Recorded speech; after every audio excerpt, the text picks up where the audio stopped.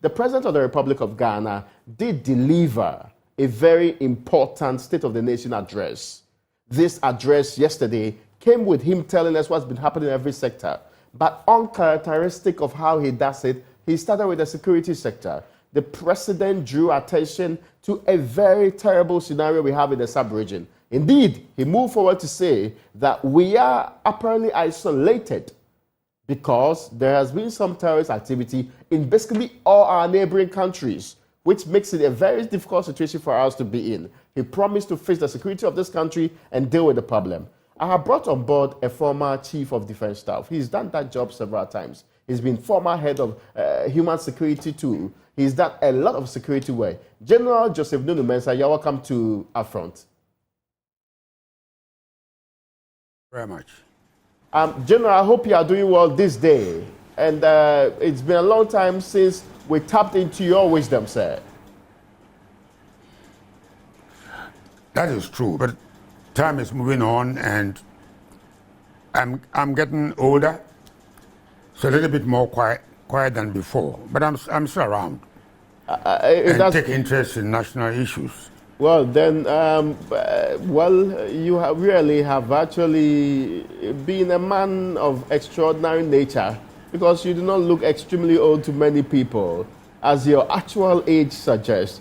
But, General, I dragged you into this conversation because the executive lead of the country has actually been talking about security. Now, he talks about the threat in the sub-region and how we should work out strongly to actually deal with our own. I want us to go straight to the point of dealing with this matter. Given the rise in extremism and terrorism in West Africa, do you think Ghana is positioned to safeguard its borders and prevent any infiltration or attacks? Well, we can't discuss security in isolation. We have had a very checkered past as a nation. When you go into the past, starting from 1966, the overthrow of the Nkrumah regime, we had a series of upheavals which was climatized by the execution of senior military officers in 1979. But what appears to me to be the case is that we are not learning lessons from the past. Because the mistakes that caused the upheaval that I'm talking about, we keep on repeating them. And as long as we repeat them, we will get similar results. If the sub-region is blowing up, ECOWAS' solution was to ban those countries that had military coups. Rather than looking at themselves and saying, what have we done wrong? That should bring the military into politics. I have never favored the military in politics. And that is why when I left the military in 1996, I stood for parliament for Winneba, the Futu constituency, on the ticket of the MPP. I didn't believe the military's role is in politics. But as long as we in the sub-region, our politicians do things they know to be unpalatable, which they know to be wrong, and yet they do them, we shall continue to have these problems from time to time. So the solution is not to take the countries which have had military coups and then expel them. And then when they tell you, okay, we are leaving, then it's okay, come back. Africa is actually lagging behind.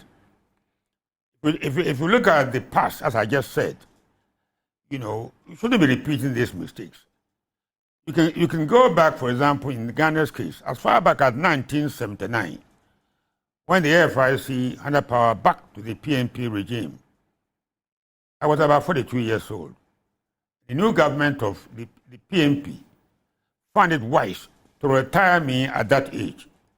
So I've been drawing pension, maybe one day I'll be the oldest pensioner. I've been drawing Ghana's money as a former chief of defense staff for so long. And these mistakes keep repeating. And once you repeat them, and President Mahama did very similar thing. If you are leaving office as a president, you don't appoint somebody in the military to serve the incoming administration. Let the president coming in make his own choice of the available people that he can choose to do that role. But President Mahama did it. My good old friend, Mr. Akufo, has also done it. So when these things have reactions, we should not go and look for the answers far away. So I don't want the military in politics. It's not our job. And the military should stay out of politics. As long as we interfere with the work of the military, we shall be having these controversies. Now, it sounds interesting. You said, oh, we have not learned from our history, and we have not been people who really have understood why we get into trouble. Even in the sub-region, we keep repeating the same things. Exactly what tips us off into the conversation of having to lose states, having the incursion of terrorist groups, having extremists take over, and having countries lose constitutional rule. What have we consistently been doing wrong in these countries? Let's look at the nations which have had coup d'etats in recent times in the ECOWAS sub-region. Let's look at ourselves, and we have to be frank and honest with ourselves. Today in Ghana, we are facing serious economic and social problems, very serious ones. But our governments are behaving as if there's no problem. When you look at ordinary people in this country, how they are facing life, it is hard, it is rough. But we don't even want to accept that times are hard. We don't want to accept it. When my good old friend, our president, spoke yesterday, I was looking forward to answer some of these problems that we are facing, especially with food. Today, you cannot buy local food cheaply. And if I cannot buy, at my level, I cannot buy simple food like gari, cassava, or yam cheaply, then there's a problem. And the problem is going to get even harder. But we don't want to accept that it's going to get pretty rough. I know it's going to get pretty rough. And if we don't take care, we're going to have a massive food crisis that might lead into all kinds of problems. And see, we have people, I'm not saying that I'm the wisest person on earth, but there are many people like me around. What prevents our governments, our presidents, by calling them, General, sit down here. I have a problem. Look at the problem and give me your advice quietly. The only person that I can say didn't behave that way was the late President Mills. He will call me and say, General, there's a problem here. Come here, let's sit down. I will discuss the problems and tell him my peace of mind, fearlessly, courageously, what the truth should be. Unfortunately, we don't want to hear the truth. Very often, our security advisors, our people that should advise the president, don't tell them the bare truth. They keep on committing the same mistakes. When you commit the same mistakes, you're going to have the same problems coming back at you. Today, I spent most of this morning with our new political maverick, Kwame Bediakun. I'm not happy with the way we are. I'm living, when I say I'm living, at the age of 80, getting towards 88, I don't have too much time to live. I don't like the Ghana that I'm leaving behind. So we are looking for answers to our political, social, economic problems. I heard of this man, so I called him coming. He came here to my house where we are this evening, and I said, look, what is your vision? What do you want to do? I didn't know him before. Today I took him to other people that, senior citizens, because we need to find a solution. The NPP, NDC thing is not working. It's not working, and one must be honest about this. We wanted to produce food for the people, food for jobs. Yet, to buy a common thing like a plantain or even cassava is not easy. So our leaders should know that they are here to serve the people. You come into politics to serve, not to make money. They should make it very clear in their ears. I told Kwame Bediakun, you say you have money. Tell the Ghanaian youth, tell them, I'm not coming to take your money from you. I have enough of it. I'm coming to build Ghana for the better, so that all of you and your children have a better life. I am not in this job here to make money. On my own, I've built at least 6 or 7 school blocks. When I say build, I don't drive there with Land Cruiser with air conditioning. I go and push wheelbarrows. At the age of 75, getting to 80, I was building O'Reilly, building a school in Winneba Secondary School. A whole block, the Nunoo Mensah house. I was in Aguna Saba, Aguna Konyakun, Mori, the Rampon. When I was there, I wasn't there in a Land Cruiser. I was there pushing wheelbarrow to teach the young people that you lead by example. You serve to lead. Not African politicians. I worked with Nkrumah. I've worked with a political leader since Nkrumah. He was a man that didn't have 1-bedroom house. And I mean it. I saw it. I knew it. And at that point in time, his wife didn't have food in the house. I had to go and get food from Ankwadi fishes, get fish and so on, and send to him. Let our leaders behave like that. Then there will be no problem. Otherwise, we're going to get young officers, soldiers, who will be much worse than the Rawlings regime. And to be our fault. Now, the president was categorical in his reference that nobody should even flirt with the idea that, well, Ghana is better off with unconstitutional rule. But we all agree, right? The evidence from the past shows that unconstitutional rule has been terrible. Going forward, what specific steps ought to be taken by the people in our political space to make sure that the people believe that we are heading the right direction? You mentioned food security, for example, and I recall that you were in charge of human security. We have Planting for Food and Jobs. We have basically all of the projects that have been put together over the years to try and push us in the right direction. Why are we still having difficulties with food inflation, for example? We have not been sincere with our language. We say one thing and mean another. I've said with every government since independence, so I know what I'm talking about. We are not sincere. We don't have moral integrity. Politicians, I will never be a good politician because of who I am. You cannot be a good general, a good chief of defense staff, and at the same time be a good politician. The two positions are very different. In politics, you say whatever you need to say to have power. It isn't so in the military. You stay in power to do good for those that follow you. Their interest is your responsibility. It's not like this.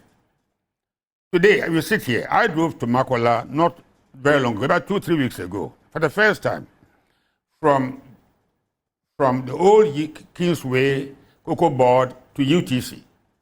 And the chaos I saw there, I couldn't believe it. My mother used to sell in the market. My father was a fisherman. I was going to be a fisherman. For some reason, I said I wanted to have education to be who I am today. When I saw these women on the streets, without proper ablutions, proper toilets, proper water, I almost wept. And yet nobody seemed to care. The country is grinding to a halt. And nobody seems to care. So I'm saying, look, to be honest with you, I didn't have secondary education, I did have secondary education, but not university education. I'm surprised that we have all the politicians with degrees and with professorship and so on, and yet we do simple things that ordinary people will not do. I live not far from the State Fair. State Fair the site was given to Nkrumah to build the first State Fair. It was overthrown before it took place in 1967. Today we decide that we don't want to follow again the State Fair regime. When Makola is being choked, any common sense, man with any common sense, we say, please, relieve the pressure on Makola Kantamanto by opening a new multi-billion market, so that those of us who live in Birmingham, Medina, and Teshinungwa and so on, wouldn't have to put pressure on Makola. But we are selling off. We are selling off. And I'm glad that I've not been living for too long at my age. Those who are coming, the young people should wake up and say, look, this is our country. Our future is at stake. You don't expect me at my age to go and build schools again for you and your children. That is why I am encouraging this young man to look at, he's 43 years old. The future belongs to you. It doesn't belong to me. I'm finished. So let those in power think of society. It's not a place of making money. It's a place of coming to serve for the good of mankind, and that's all. This is President Akufo-Addo's final year in office. Generally, because you've seen basically every government, how do you think he has performed if you are rating and assessing him? Assessing who? President Akufo-Addo. Oh, President Akufo-Addo. President Akufo-Addo is a good friend of mine. In fact, I was his campaign manager in 1998 when he was aspiring to become the leader of the progress of the NPP. But politicians are not the same. You see, I can say this of many other politicians. They change. They change. Only we in the military don't change. See, they change because they want power. And whatever gives them the power, they will do so. I have always said, President Akufo-Addo is a good friend of mine, but I will not knowingly lie to him. That was the free fee paying system. Say that we can pay for all our young people in senior secondary school. We know you couldn't do it, but you're going to give us the right to have power, because I had a cousin. One day she told me, I'm going to see my grandson at a school, somewhere in the central region. I need money to go to the school. And I said, if you can't have money to buy, go by transport to see your grandchild's school, how will you look after the child when she's in school? So that one, I baby Tuaka. That's the impression, because I want power. But we are in a crisis. The children, I had to go and build the school. You see Nunoo Mensah house. Because I felt that the system was collapsing. So I had to intervene. I had to do what I could. But it's not enough. So the president hasn't got much time. There'll be changes of late. But these changes wouldn't have much effect, because the game is almost over. You are playing football, you are down 4-0, 5 minutes to go, and making changes. It won't do much. It's those who are coming to replace the NPP regime, whoever is coming, they should wake up and say that, look, the world is in a crisis. We can't go to America, you can't go to Russia, you can't go to China. We have to defend ourselves. We have to protect ourselves. Teach us to be nation-loving people. Rather than the NPP and NDC almost at war with each other. That is not what we chose them to come and do, to fight each other. It's to find solutions to the problems facing the country. Because the problems are going to get acute and much more difficult to solve. So for the president, I wish him well, but I don't believe that there's much he can do at this stage. Even though he said he has done a lot for the people of this country, very soon they will launch the achievement platform to share the many things that the presidency has done. You would admit that he did some good things. And you mentioned the free SHS, for example. It is a flagship program under this government. Government talks about other things like one district, one factory, other things like planting for food and jobs, other things like dams, and other things that really are being called flagships under this government. Those ones you cannot dispute, General. You see, the free SH program is a beautiful thing. My father was a fisherman. My mother was selling food in the market. I needed free HS, not a CDS. I can pay my children's school fees. When I was in Britain and my son wanted to be a doctor, there was means testing. It was a big form.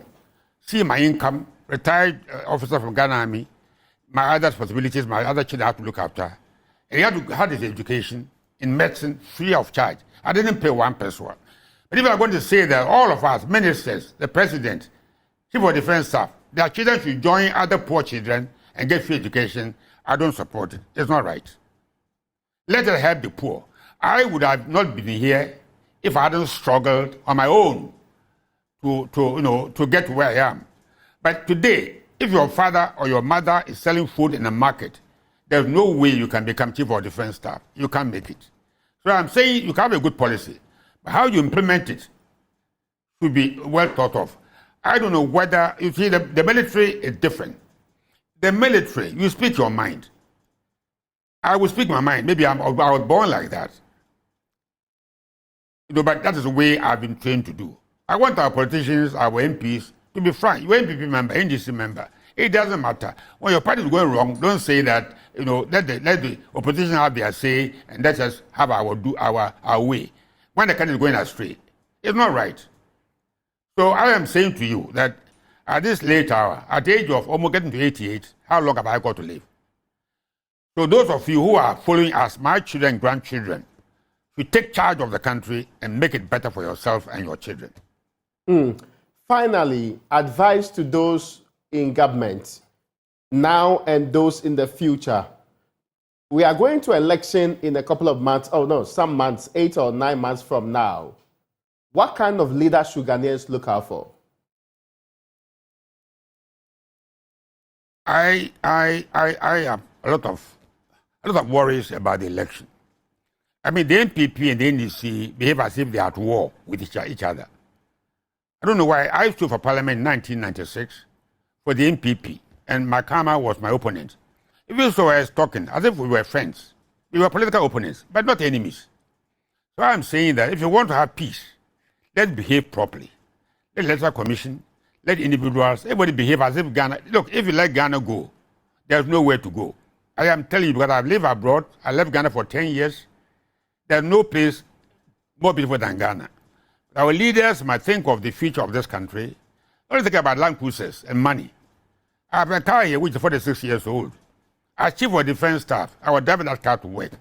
If the CDA didn't buy a Land Cruiser, how the hell is any officer come to see there and say, I want a Land Cruiser? When he drives his own Benz to work, the car is still here. Let us invest in the country. Let us invest in the youth. Let us invest in agriculture. We are paying lip service to this and that, but we are not really doing very much.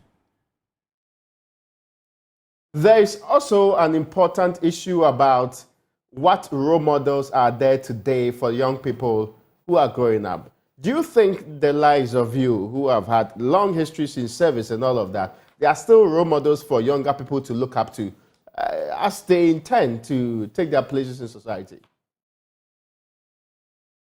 I think young people know the good quality leaders. When I'm walking in Osu Danko Circle on the Oxford Street, you see people, a driver, a mate in a trotro, general. Then I drive myself. But I don't think there's anybody at my age driving now, so I'm very careful. But, they know the good ones. We want to inspire them. When I go to Aguna Sabah to build a school, I'm not an Aguna chap. I'm from Winneba. But when I saw the pain of those people living there, and I said, let's make something for these people. Let's leave a legacy of service to humanity. We are too much of self-centered people. Let them drive 3 or 4. If you count my house, what about 3 or 4 cars? The newest one was bought 1999. 1999. And the oldest about 46 years ago. Why don't I buy a Land Cruiser? Let's have moral, character. When I was in the government, before the Mahama administration left office, you asked to buy the car that were serving us at our homes. I told my driver, Bill, go and park that car. Bill said, but sir, everybody's buying their car. Why not buying your car? And I said, Bill, I am not everybody. I'm General Nunoo Mensah. I don't do things I know to be wrong. I don't follow the crowd. Let's be individuals and build a better Ghana for ourselves and our children. Let Africa come out of this nonsense about Africa always being poor. Let us show that yes. This is the beginning of a conversation that should continue. But forgive me, I'm told that I've run out of time, and certainly we should pick this up in the future. I am.